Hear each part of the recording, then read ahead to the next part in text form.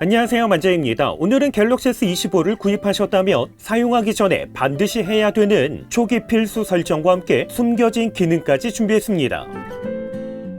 가장 먼저 갤러리에서 영상 플레이 설정입니다. 기본 상태에서 영상 플레이를 하면 갤러리 자체적으로 영상 플레이가 되는데 조금 더 편하게 설정을 변경하겠습니다. 갤러리를 실행한 다음에 오른쪽 하단 줄 3개 버튼에서 설정을 선택하겠습니다. 그리고 밑으로 내려서 갤러리 정보를 선택하면 갤러리 밑에 버전이 표시가 되는데 버전 부분을 10회 연속해서 터치하겠습니다. 이렇게 터치하다 보면 갤러리 랩스라는 메뉴가 활성화된다는 메시지와 함께 숨겨져 있던 갤러리 랩스라는 메뉴가 활성화됩니다. 이제는 갤러리 설정으로 나와서 맨 하단에 보면 숨겨져 있는 갤러리 실험실 메뉴가 활성화되어 있는데 선택을 하겠습니다. 그리고 밑으로 내려서 필름 스트립 비디오 플레이어 모드를 선택하면 디폴트를 포함해서 총 3가지의 메뉴를 선택할 수가 있습니다.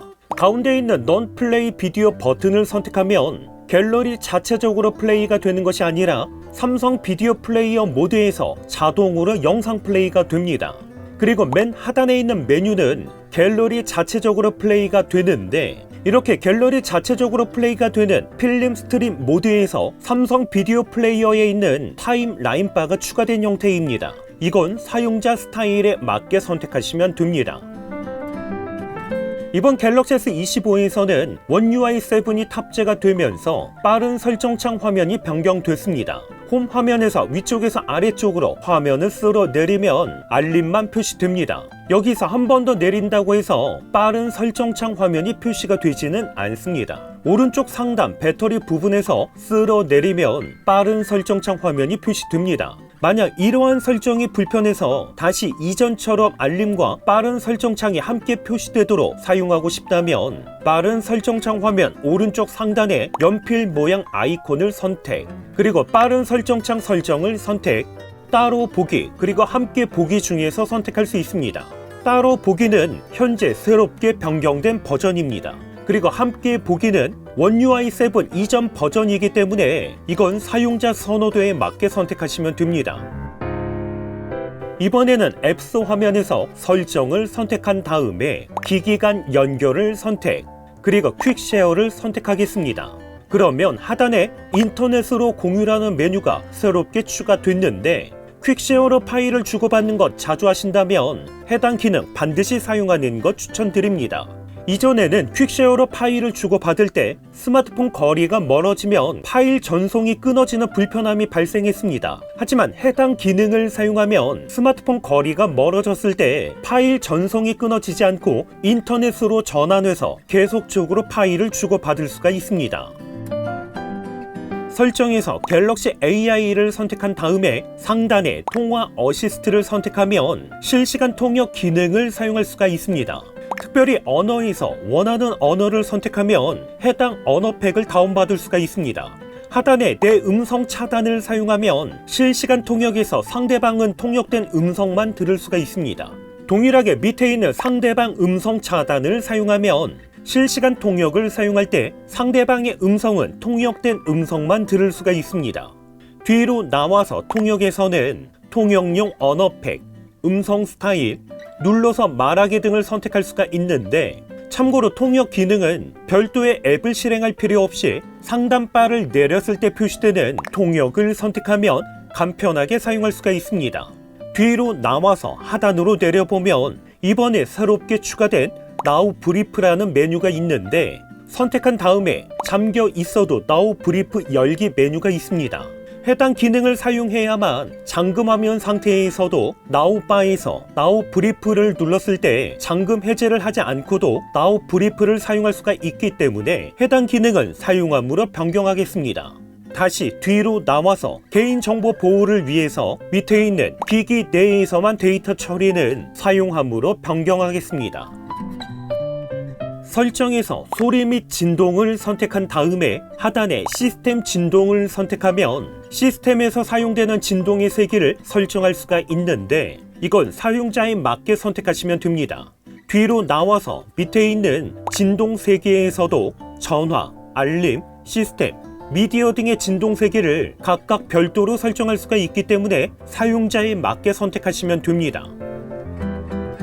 설정 메인 화면에서 알림 설정을 선택, 잠금화면 알림을 선택, 상단의 잠금 화면에서 표시되는 알림 스타일을 선택할 수가 있는데 동그란 점, 아이콘, 카드 중에서 선택할 수 있습니다. 이건 사용자 스타일에 맞게 선택하시면 됩니다. 바로 밑에 있는 알림 내용 숨기기를 사용함으로 변경하면 잠금화면 상태에서 알림이 수신됐을 때 단순히 어떤 알림인지만 표시가 되고 알림 내용은 표시가 되지 않기 때문에 프라이버시를 중요하게 생각하신다면 알림 내용 숨기기, 그렇지 않다면 편하게 알림 내용 표시를 선택하시면 됩니다. 알림 설정으로 나와서 상태 표시줄에서는 알림 스타일을 선택할 수가 있는데 동그란 점, 아이콘, 표시 안함 중에서 선택할 수 있습니다. 이건 사용자 스타일에 맞게 선택하시면 됩니다. 바로 밑에 있는 배터리 잔량 표시는 오른쪽 상단 배터리 아이콘에서 숫자로 배터리 잔량이 표시되는 기능인데 이것도 사용자 스타일에 맞게 사용 유무 선택하시면 됩니다. 다시 알림 설정으로 나와서 밑에 있는 알림 팝업 스타일에서는 알림이 수신됐을 때 표시되는 팝업 스타일을 선택할 수가 있는데 간략히 보기와 자세히 보기 중에서 선택할 수 있습니다. 여기서 간략히 보기를 선택하면 간략히 표시할 앱을 선택할 수가 있는데 사용자에 맞게 모든 애플리케이션 또는 특정 앱을 선택하시면 됩니다. 다시 알림 설정으로 나와서 고급 설정을 선택, 그리고 알림 분류를 선택하면 중요도가 낮은 알림으로 분류해서 그룹으로 알림창 하단에 표시하는 기능입니다. 광고, 오래된 알림, 백그라운드 활동, 중요도가 낮은 알림 중에서 선택할 수가 있는데 특별히 광고는 사용함으로 변경하겠습니다. 나머지는 사용자 선호도에 맞게 선택하시면 됩니다. 다시 고급 설정으로 나와서 하단에 플로팅 알림을 선택하면 알림이 도착했을 때 확인하는 스타일, 버블과 스마트 팝업으로 알림 확인 중에서 선택할 수가 있습니다. 참고로 스마트 팝업으로 알림 확인은 알림이 도착하면 아이콘으로 표시가 되고 아이콘을 클릭하면 팝업 화면으로 표시가 되기 때문에 별도의 화면 전환 없이 알림 확인이 가능합니다.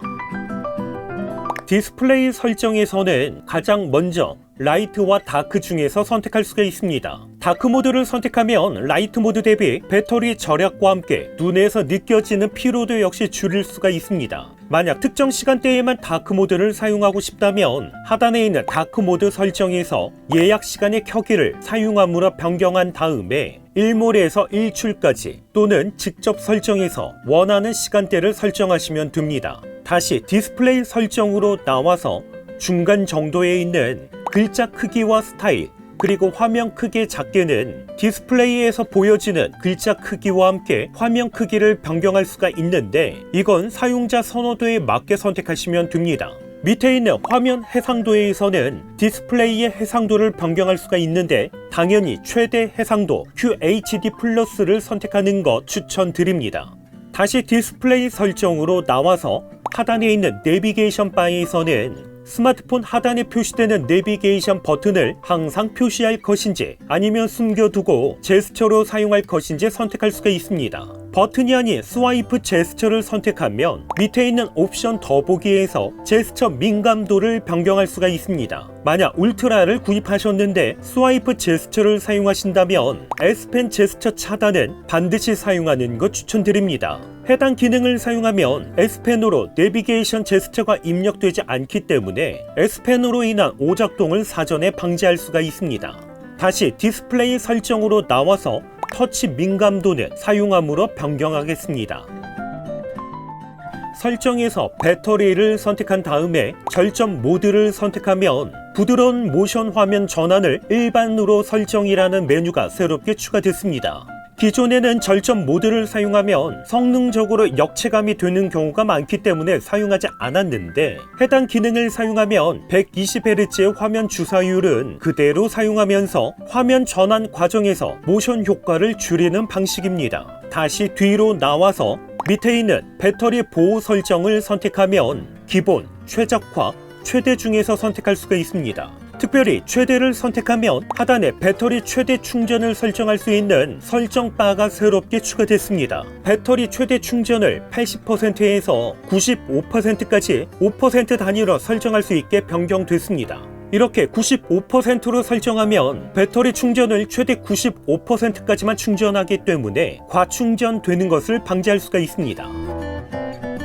설정에서 홈 화면을 선택하면 상단에 앱 크기 메뉴가 있는데 홈과 앱스 화면에 표시되는 앱 크기를 밑에 있는 막대바를 통해서 변경할 수가 있습니다. 해당 설정은 사용자 선호도에 맞게 변경하시면 됩니다. 밑에 있는 앱 라벨은 사용 안함으로 변경하면 앱 아이콘 바로 밑에 있는 아이콘 이름이 표시되지 않기 때문에 조금 더 깔끔하게 사용할 수가 있습니다. 반대로 사용함으로 변경하면 기존과 동일하게 앱 아이콘 바로 밑에 앱 이름이 표시되기 때문에 이건 사용자 선호도에 맞게 선택하시면 됩니다. 바로 밑에 있는 위젯 라벨은 위젯 화면 아이콘 밑에 표시되는 이름을 표시할 것인지 아니면 숨겨두고 깔끔하게 아이콘만 표시할 것인지 선택할 수가 있는데 해당 기능은 앱 라벨을 사용함으로 변경했을 때 사용할 수 있는 메뉴입니다.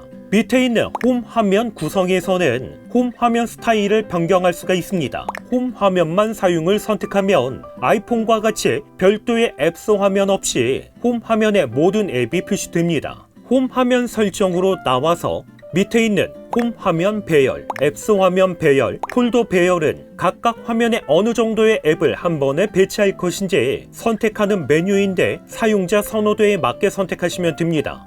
특별히 여러 개 앱을 한 번에 보관하는 폴더 기능도 업데이트가 됐는데 기존에는 폴더 크기 자체는 변경이 안 됐습니다. 그런데 원 UI 7에서는 폴더를 3초 이상 눌러서 확대를 하면 폴더 크기를 변경할 수가 있습니다. 다시 홈 화면 설정으로 나와서 밑에 있는 홈 화면의 미디어 페이지 추가는 홈 화면에서 왼쪽에서 오른쪽으로 스와이프 했을 때 표시되는 미디어 페이지에 해당되는데 해당 페이지가 표시되는 게 불편하시다면 사용 안함으로 변경하면 됩니다.